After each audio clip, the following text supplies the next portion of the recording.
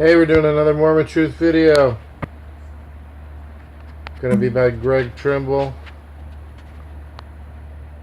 GregTrimble.com. Book of Mormon Challenge. This was the number 3, but it's on some natural speed here, with maybe a few photos. Righty then, let's go. Okay, so this is the third segment of this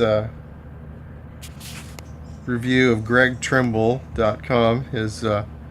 So you think the Book of Mormon is a fraud, and he's given his 10 arguments that are just pathetic, in my not very humble opinion, I guess. So anyway, we were looking at number 10, and we did kind of just lightly blow off a couple of them I just didn't want to bother with.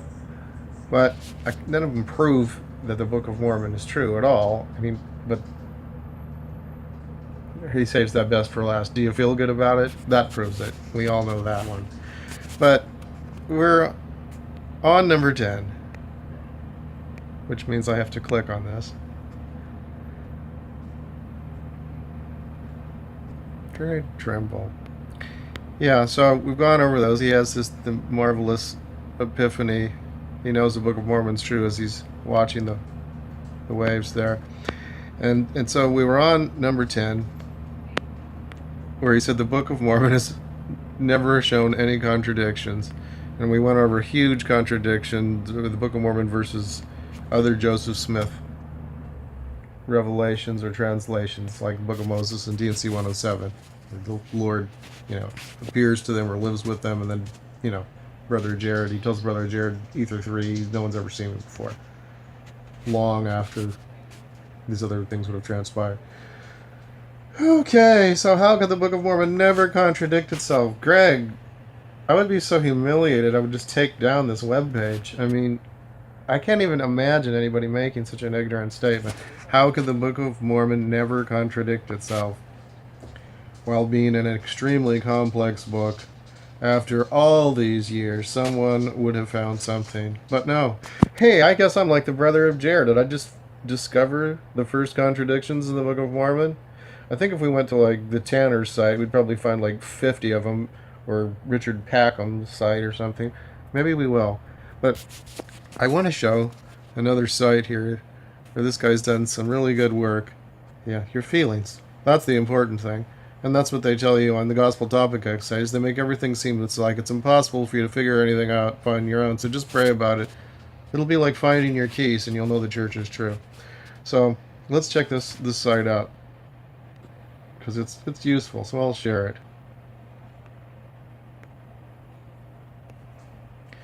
Okay, Skeptics.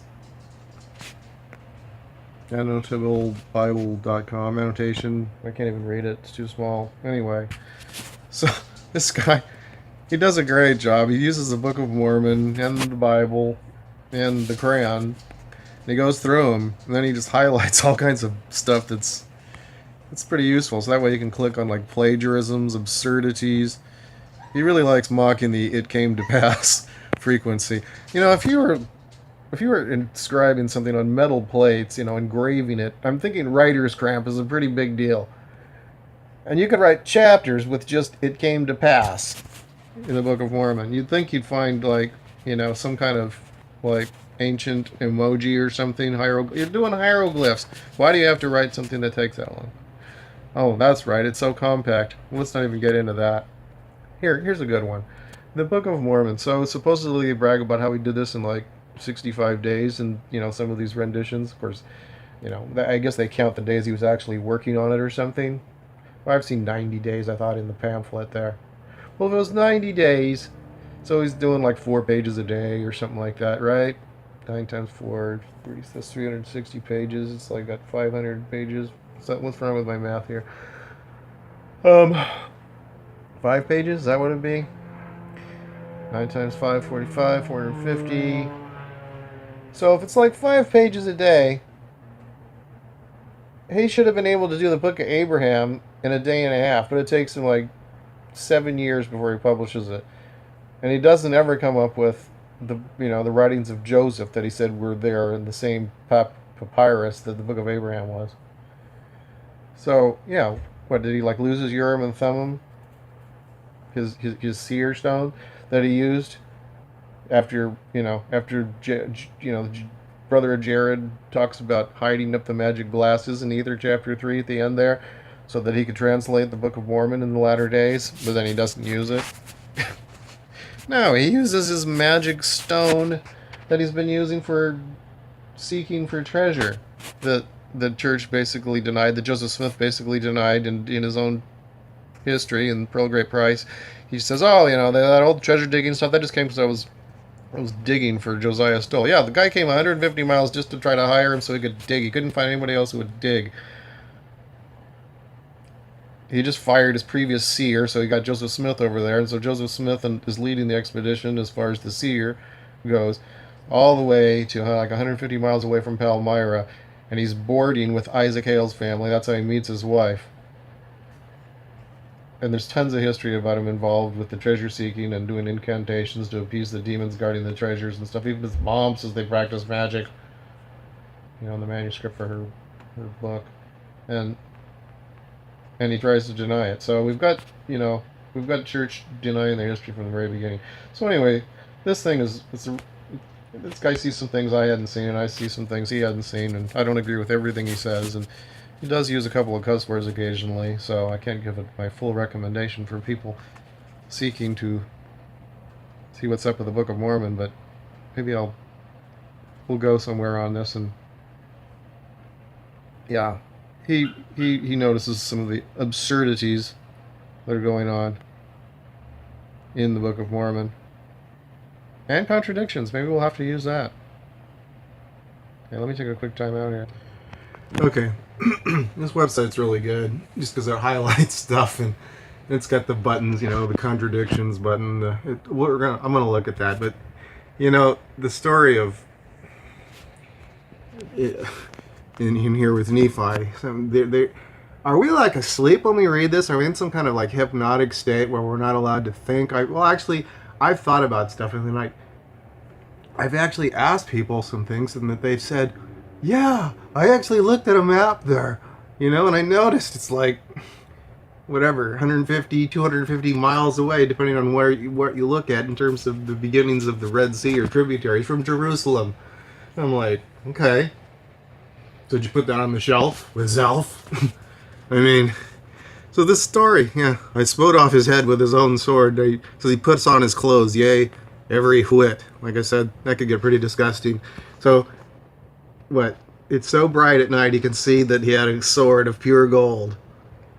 Okay, he's already said that here, and the Lord convinces him how he should murder this guy who's helpless. Most precious steel. Yeah, he's into the steel. Well, I'm into the it was made out of pure gold. I don't even think that would work too well. Isn't gold a little bit too soft, pure gold, to be using for a sword? Well, so he can plainly see that it's Laban. Okay, so then he gets dressed up in his clothes, and he goes and he speaks in the voice of Laban to his servant. And the servant can't tell it's him because he can speak in the voice of Laban. It's so bright out there that he can see that his sword's made of pure gold and steel. But the guy can't see his face. What does he have, like the knight in shining armor, full battle gear?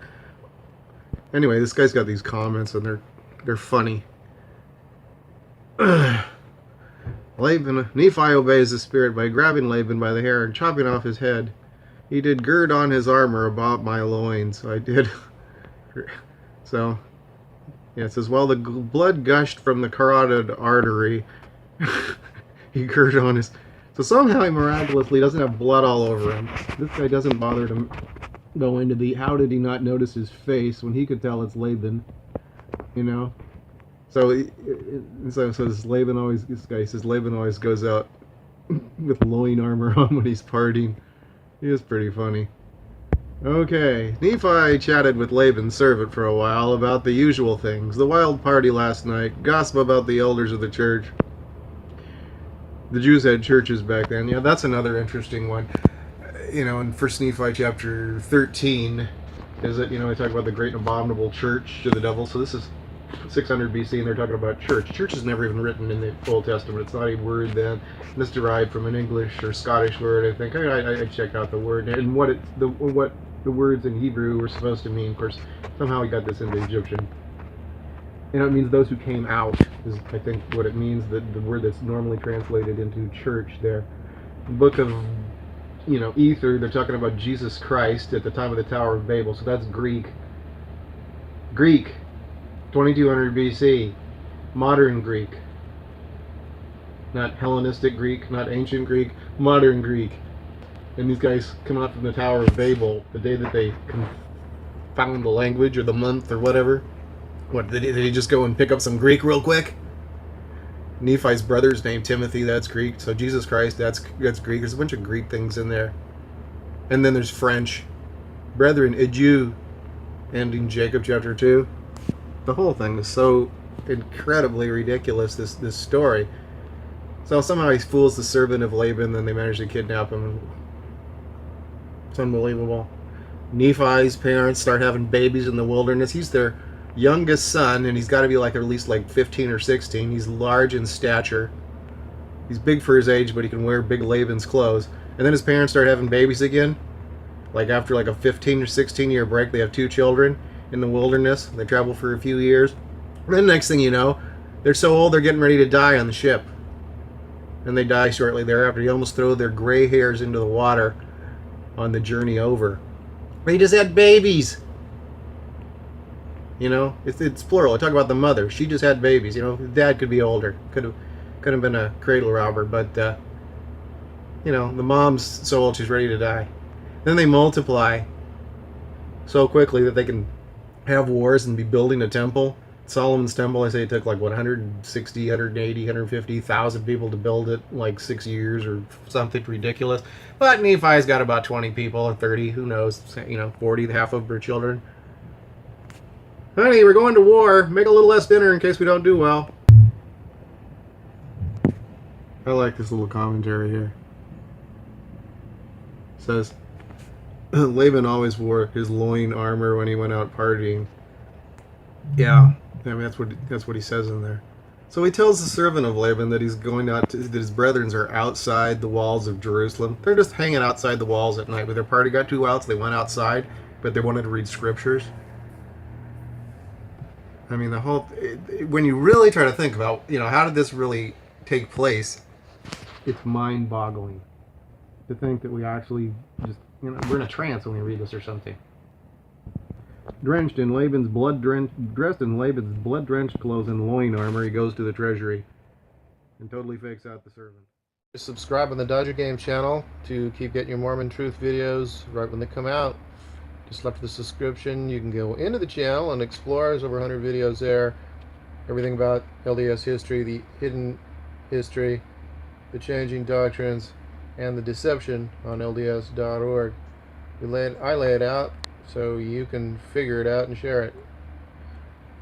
Alrighty then. See you in the comments section hopefully too. Thanks. Have a great day.